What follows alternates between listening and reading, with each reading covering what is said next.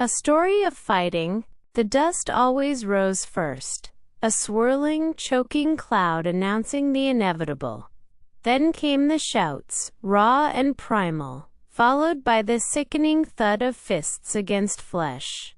For Liam, fighting was the language of the lower docks, the only tongue anyone truly understood. Liam was 22, but his eyes held the weariness of a man twice his age. He wasn't a large man, nor was he particularly fast, but he possessed a stubborn, unbreakable core. His hands, scarred and calloused from years of dock work, were also surprisingly adept at finding their way to an opponent's weak spots. He fought not out of anger but out of necessity, a grim survival tactic in a district where territory was currency and respect was bought with pain.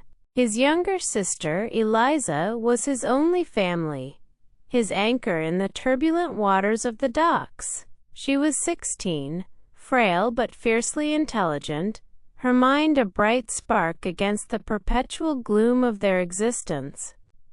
Liam fought for her.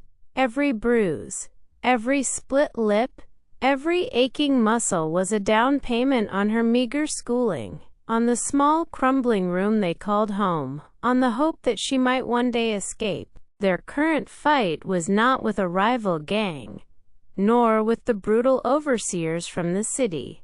It was with a silent, relentless enemy, the fever. The fever had crept through the docks like a thief in the night, stealing strength, stealing breath. Eliza, weakened by years of poor nutrition, had caught it a week ago. Her breathing was shallow, her skin burned hot, and her normally bright eyes were glazed with pain. The healers in the docks were charlatans, dispensing useless concoctions. The city hospitals, far removed and exclusive, were for those with money, money Liam didn't have. He needed medicine. Real medicine. That morning, Liam left Eliza wrapped in their thinnest blanket, her small hand clutching his calloused finger. "I'm going for a walk," he'd lied, his voice thick with unsaid promises. "I'll be back with something good." He walked to the pit. The pit was the heart of the lower docks' brutal economy, an illegal, underground fighting arena where men bet their meager earnings, and desperate fighters wagered their very lives for a purse that might, just might, buy a ticket out. Silas, the owner of the pit, was a hulking, scarred man with eyes like chips of flint. He sat at a makeshift table, collecting wagers. "Liam," Silas grunted, his gaze sweeping over Liam's lean frame, "thought you retired from this particular brand of madness. What's the price this time?" "Eliza has the fever," Liam said, his voice flat. "I need medicine. The good kind. The kind only the city healers have. And I need a lot of it." Silas's eyes glinted with cold amusement. "That's a big ask, boy. That's 100 silver marks minimum. You'll have to win every fight tonight. And there's a new beast in the ring. They call him the Mountain. He snapped Miller's arm last week." Liam looked at the grimy, blood-stained ropes of the ring. "Put me in. All of it. Winner takes all." The roar of the pit. The air in the pit was thick with sweat, cheap liquor, and the anticipation of violence. The crowd, a motley collection of dock workers, petty criminals, and desperate souls, roared with bloodlust. Liam fought his first opponent, a burly, slow man twice his weight, with practiced efficiency. He dodged, weaved, and struck with precise economic blows, targeting the diaphragm and the temples. The fight was over in less than 2 minutes. The crowd booed his lack of spectacle. "Too fast, Liam," Silas yelled, his face grim. "Give them a show, or they won't bet on you for the Mountain." Liam fought again. A younger, faster man, fueled by raw rage. This time, Liam took more hits, enduring the pain, letting the fight drag out, giving the crowd their spectacle of flailing limbs and grunts. He took a brutal punch to the ribs that made him gasp, but he rallied, enduring until he saw his opening, and then, with a quick, devastating flurry, he finished it. He staggered to his corner, his head throbbing, his ribs screaming. 2 down, 1 to go. Then, the Mountain entered the ring. He was a monstrous man, built like an ox, with a shaved head and a vacant, terrifying stare. He had the strength of 3 men and the pain tolerance of granite. The crowd roared his name. Liam looked at his opponent, then at his own trembling hands. He was battered, exhausted. He knew, with chilling certainty, that he could not win this fight. Not physically. Not through brute force or technique. The Mountain was simply too big, too strong. But Eliza's face, pale and feverish, flashed in his mind. Never give up. The gong clanged. The Mountain charged, a bellowing, unstoppable force. Liam met him not with a counterpunch but with a sidestep, letting the momentum carry the Mountain past him. He didn't try to hit him.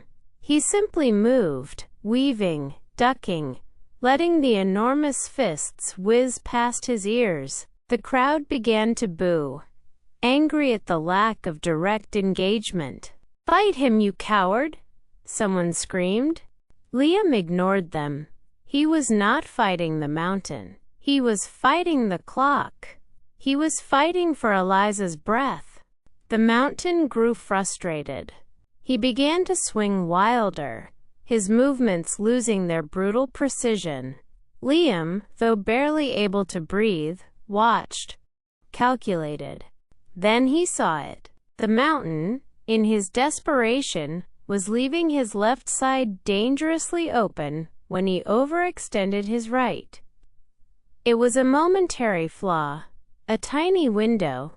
Liam knew he would only get 1 shot. If he missed, it was over. He waited. He dodged another furious swing that took a chunk of his hair. The Mountain reset, and then, with a roar of pure frustration, he wound up for a colossal right hook. This was it. As the Mountain lunged forward, Liam didn't dodge. He rushed in, straight into the heart of the beast, taking a glancing blow to his jaw that made stars explode behind his eyes. But he was inside, past the reach of the swinging arm. And then, with all the remaining force in his battered body, he drove his fist, not at the Mountain's face, but at his solar plexus. A precise, surgical strike that required perfect timing and absolute commitment. The Mountain froze. A strange, gurgling sound escaped his throat. The air left his lungs in a single, painful gasp. His eyes, for the first time, lost their vacant stare and widened in shock. And then, with a ponderous, slow motion, the Mountain collapsed. Not with a crash, but with a heavy, boneless slump, landing face down in the dirt. The pit went silent. Liam stood over him, swaying, every muscle screaming, blood trickling from his lip. He had done the impossible. He had beaten the Mountain. Then, the crowd erupted, a deafening wave of cheers, disbelief, and renewed betting. Silas, his face a mixture of shock and reluctant admiration, stalked into the ring. "You son of a—" "I don't believe it," Silas muttered. "You did it, Liam. The money's yours. 100 silver marks. And a bonus for the show. Now get out of my ring before the Mountain wakes up and murders you." The healer and the promise. Liam stumbled out of the pit, clutching the heavy pouch of silver marks. His body was a tapestry of pain, but his heart soared. He had the money. He could save Eliza. He found the city healer, an old, kind woman named Mistress Adira, who lived in a small, discreet house on the outskirts of the docks. She had a reputation for compassion and for being fiercely expensive. Liam poured the silver onto her table. "My sister, Eliza. The fever, please. Do whatever it takes." Mistress Adira, her face grave, counted the money. "This is enough, my boy. Go home. I will come to her." Liam hurried back to their room. Mistress Adira arrived shortly after, carrying a worn leather bag filled with strange herbs and gleaming instruments. She spent the next 2 hours with Eliza, working with a quiet, efficient determination. She mixed tinctures, applied cool compresses, and listened intently to Eliza's ragged breathing. Finally, she stood. "The fever has broken, Liam," she said, her voice soft. "She will be weak for days, but she will recover. She needs rest, proper food, and clean water. And no more fighting in the pit for her sake." Liam knelt by Eliza's bedside. Her skin was still warm, but the burning heat was gone.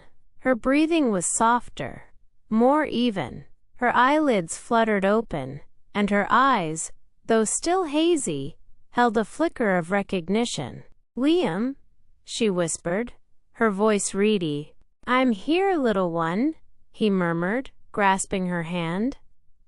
"You're going to be all right." He looked at Mistress Adira. "Thank you, mistress. I don't know how I can ever repay you."